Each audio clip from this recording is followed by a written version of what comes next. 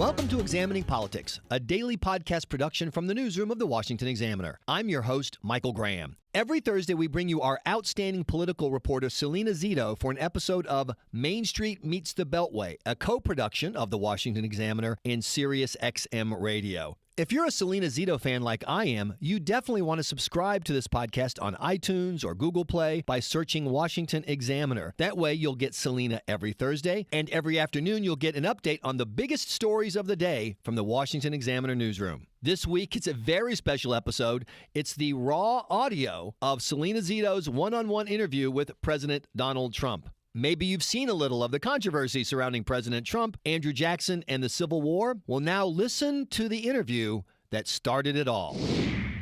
I want to ask you some domestic questions, but I do want to ask you about Egypt. Okay. You know, I thought it was, how do you see our relations, your relations developing with them, given the release of the human rights worker that you got out? That I see our relationship talked about with LCC very good. I think he has done a tremendous job, a very difficult job he's got, and I think our relationship is very good. As you know, President Obama tried to have Aya released for 3.5 years. They were unsuccessful. I was with President El-Sisi for 10 minutes during the 10-minute period. I was with him for longer, but privately, in those two chairs. See those two chairs? They're very famous chairs, actually. But during the 10-minute, session, I said it would be a great honor for this country, and I think it would be a very positive step if Aya were released. And I didn't even ask for her husband, because her husband's not an American citizen, as I understand. And he said, I would like to consider that. I said, I really think it's very important. And he was so great. And he not only released Aya, he released her husband, and he released 8 people total. And I thought it was fantastic. It just meant, because I happen to think he's a good man. He's a strong person, but he's a good man with a great heart. And I know he didn't like President Obama, and I know President Obama didn't like him, but I do like him. And I thought that was a great and brilliant gesture. I thought it was a very smart gesture, and I very much appreciate it. She would have been in jail for 28 years. She's a young person. She's a good person. She was a totally innocent person. She would have been in jail for 28 years. Can you believe it? I said to her, what's your term? Because she came up the next day. She was so happy. She said, well, sir, I would have been in for 28 more years. I said, 28 years? And by the way, that's 28 years. That's not 28 years, but you're out in 1 year for good behavior. Right. Okay, that was 28 years. So one of the most common questions I hear, I travel for my job across the country, spend a lot of time in the Midwest, Pennsylvania, Ohio, Wisconsin, Michigan. And one of the common questions I hear from people who supported you, right, they want to know what your impressions are of being president. What's it like? What's First your of all, day? this just came out. This was our final printed map. I'm all in that red The area red. right there. We're red and Hillary is blue. It just came out. This is the final print. Pretty good. How does that make you feel? We're very, very honored and proud, and I love the people of this country. These people are incredible people. I mean, look at that. Look at those numbers. How do you stay connected to those people? I think I'm doing, for instance, I don't know if you were here, but I just did a whole thing on aluminum, which is just being destroyed. Pittsburgh. I just did something last week on steel. And, that's a first step, because you can't just do what you want to do. You have to go the step, you have to do the study, you have to review the study, you have to go through a process, and then you can do what you have to do. It's going to happen very soon. We have been tremendously mistreated by the world with dumping and with, what's happened to our country. Hence, we have $20 trillion in debt. There's a reason for it. We have a great country, and it's turning around, and there's never been optimism like this before. I don't know if you saw the manufacturers. We're at 93%, and it's the highest ever recorded by 27 points. And, there's never been anything. So we're gonna do a good job. But we're freeing them up. We're getting rid of tremendous regulation. And, one thing that has been said, Salena, because I really believe, I don't think any president has ever done as much as I've done in the first 100 days.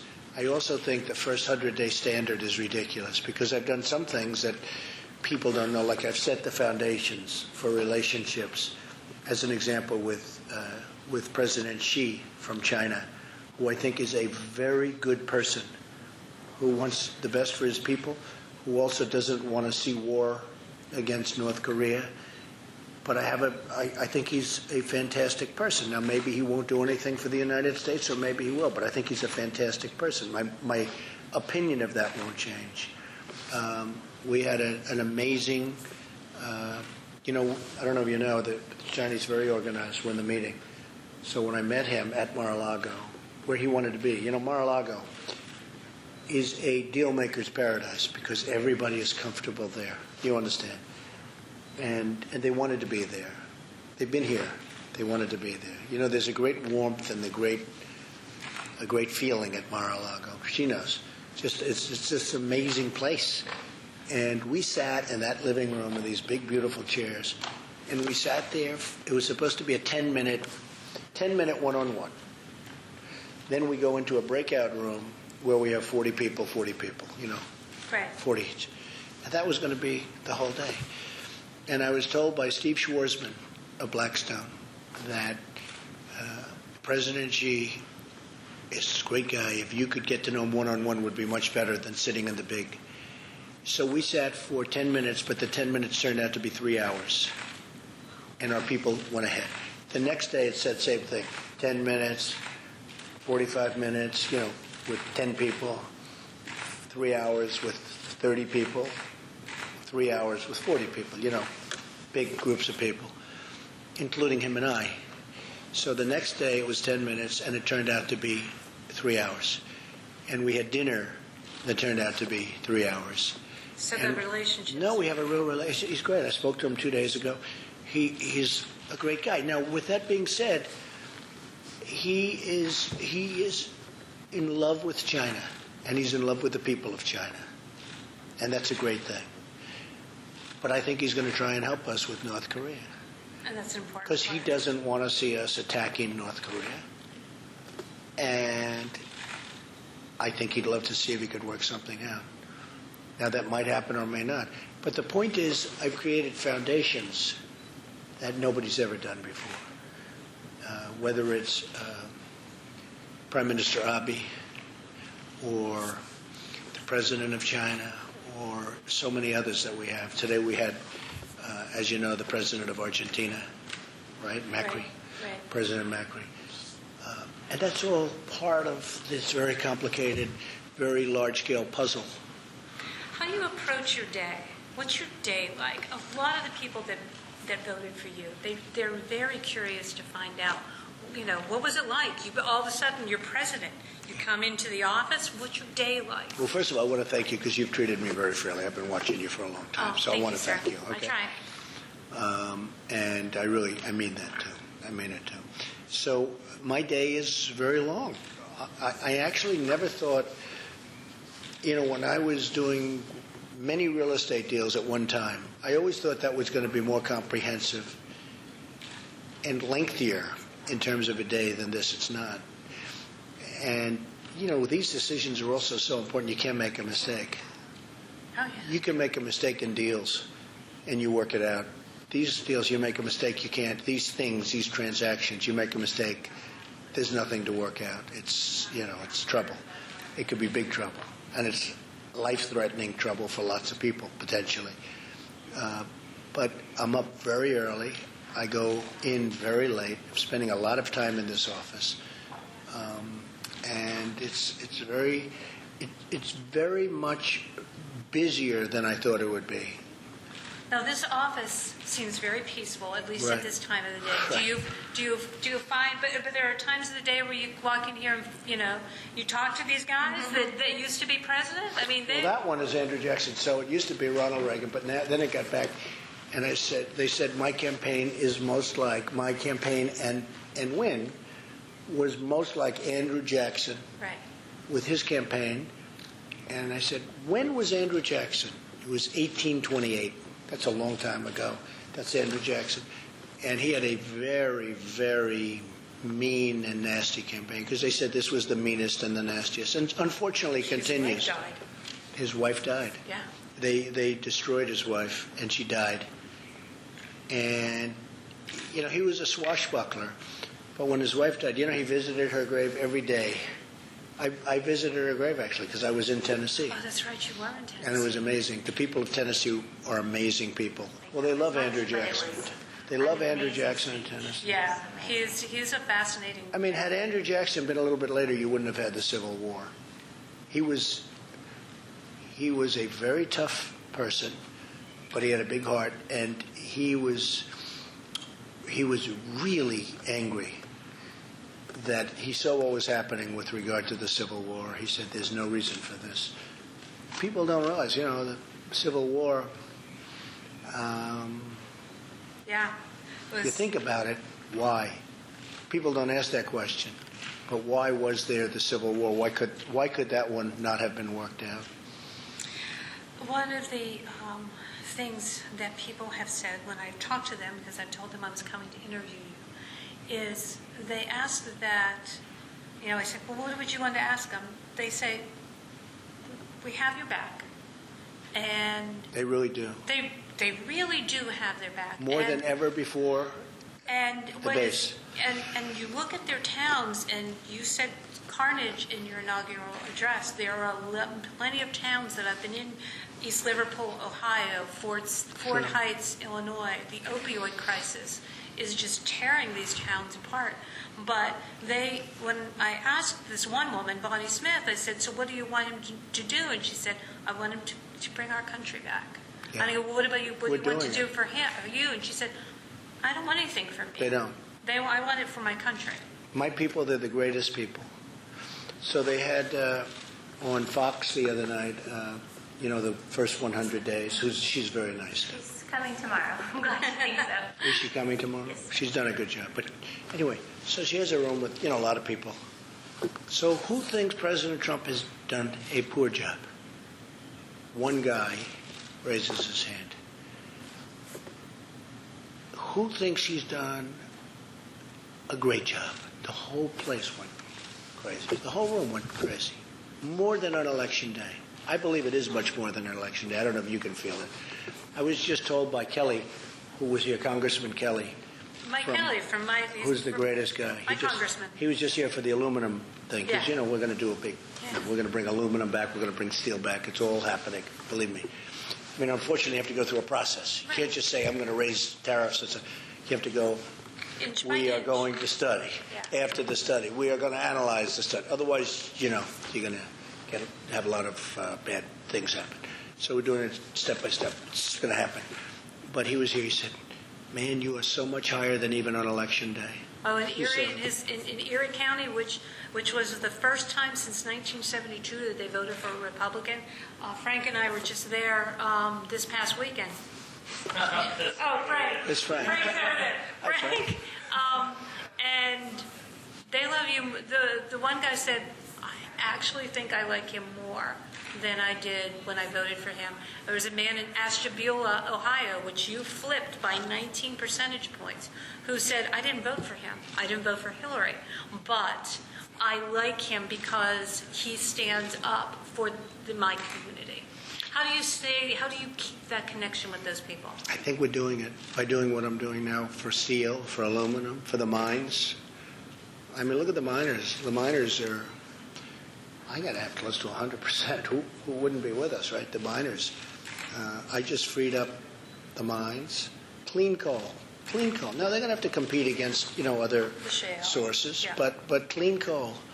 And we're bringing the mines back. We're bringing energy back. We were at a point where energy guys, for the first time in my life, were losing everything and letting everybody go. Nobody's ever heard of that before. And the miners are so great.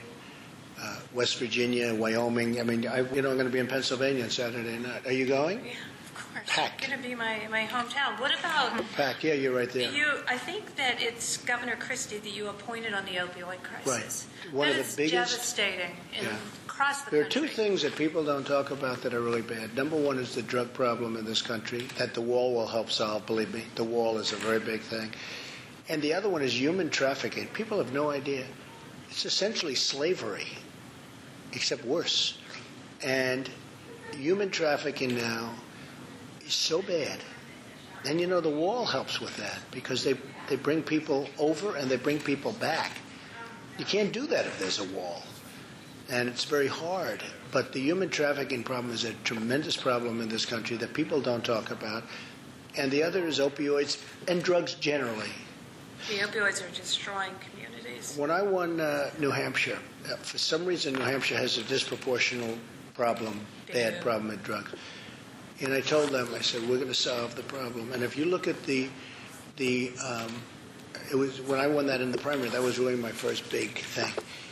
And even though I came in second in Iowa, should have won Iowa, but a lot of things happened. Well, I thought it was interesting when you won Iowa is that if you drill down on those numbers, you won the evangelical voters. I won the evangelical right from the beginning. They're unbelievable. Do you think it's because they believe you project strength and you will stand up for their beliefs? I think so. I think that the evangelicals were unbelievable. The Christians, we had, first of all, double the amount voted, and I got 84%. So I had double the amount of the previous election, and I had 84%, which nobody's ever had before. So if you think about it, that's why I won the election. I think they respected honesty.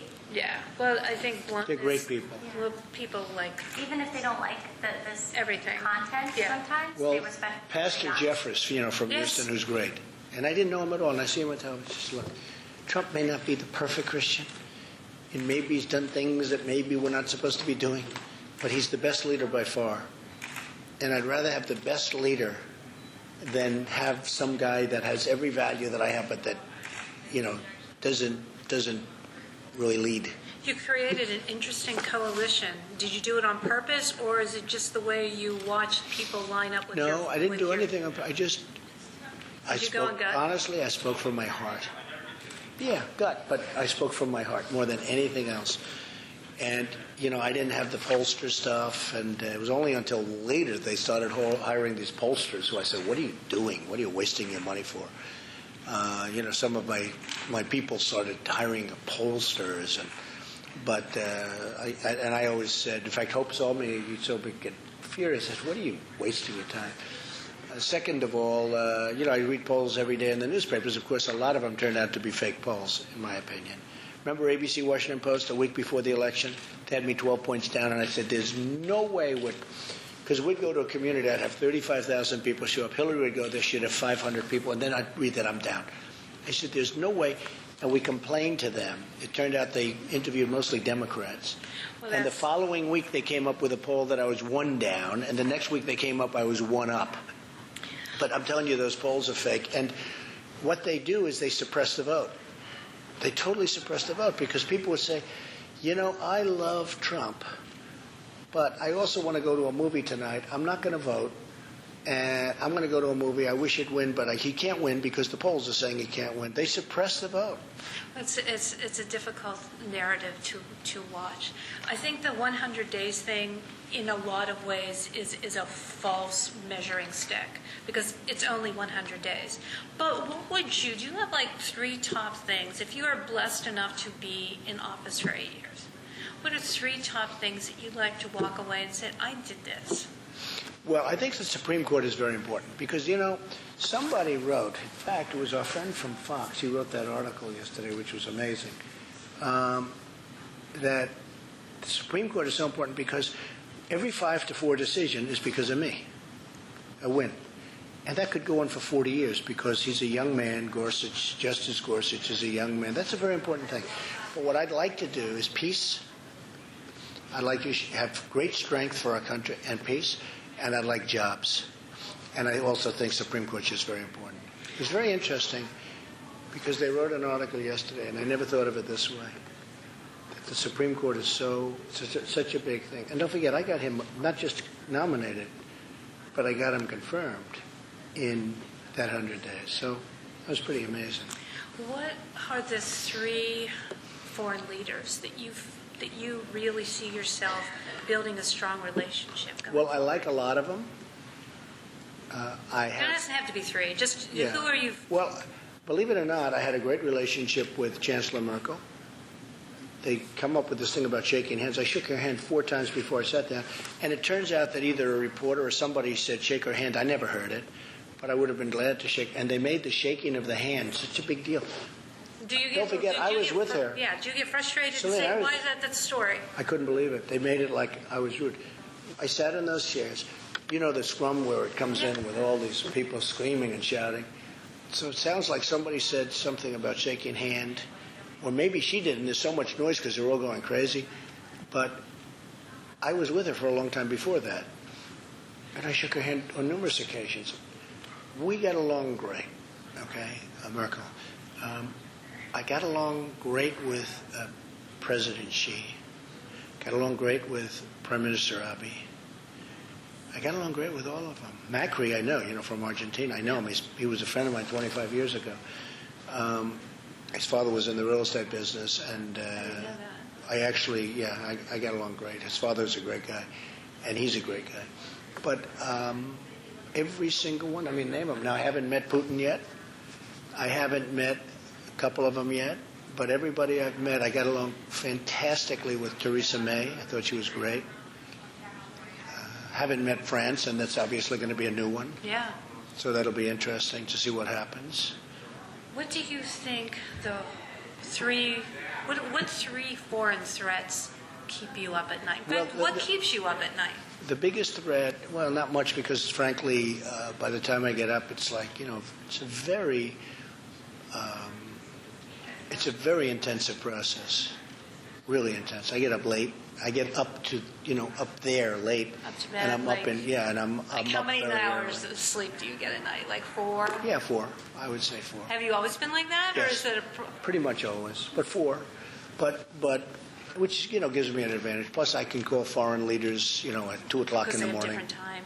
Yeah, because then it's prime time, 2 o'clock in the afternoon or something, right? So it gives me a little bit of an advantage.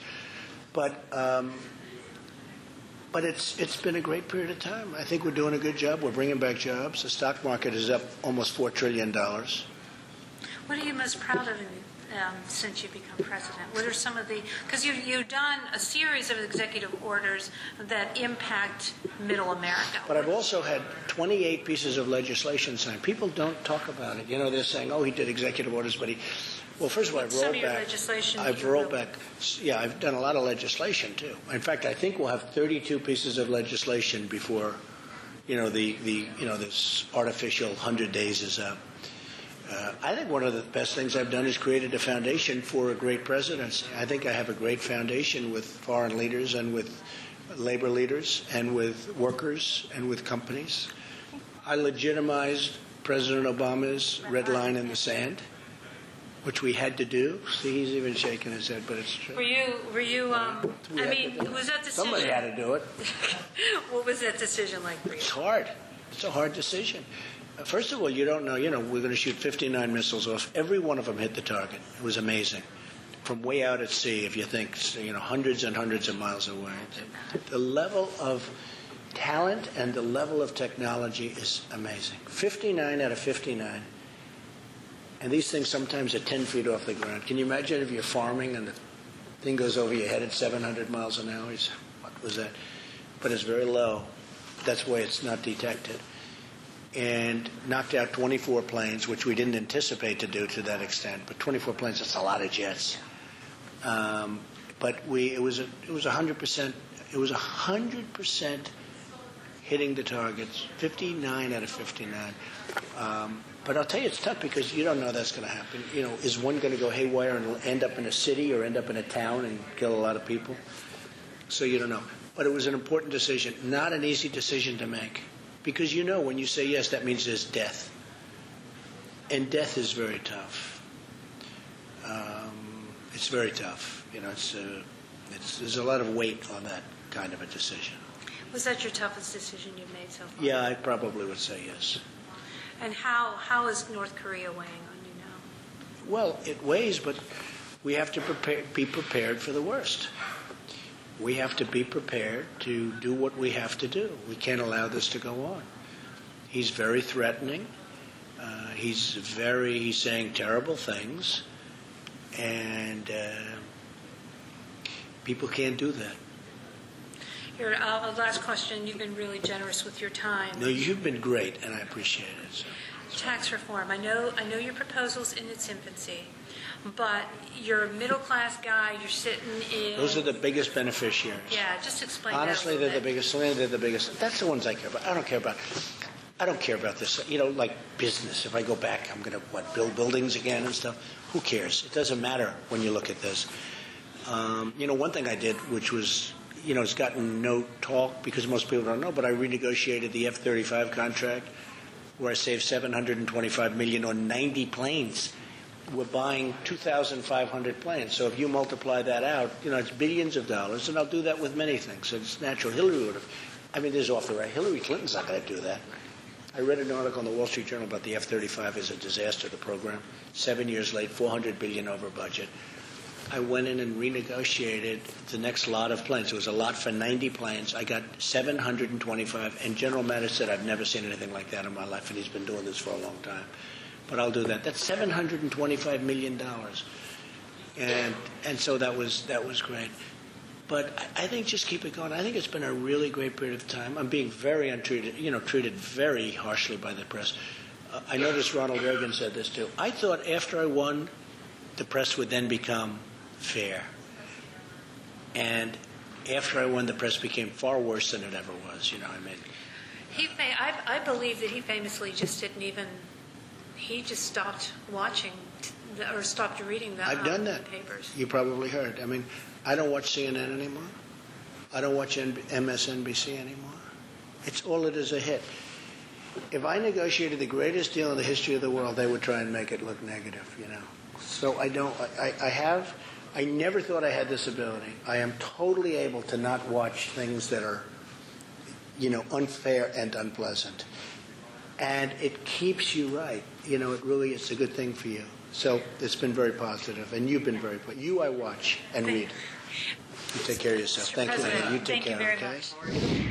Thank you for listening to the Examining Politics Podcast, a daily production of the newsroom of the Washington Examiner. You'll find these podcasts posted every afternoon to update you on the day's biggest stories in politics in Washington and around the country. You can find these podcasts at WashingtonExaminer.com, or to make sure you never miss an episode, just subscribe at iTunes or Google Play. Search Washington Examiner.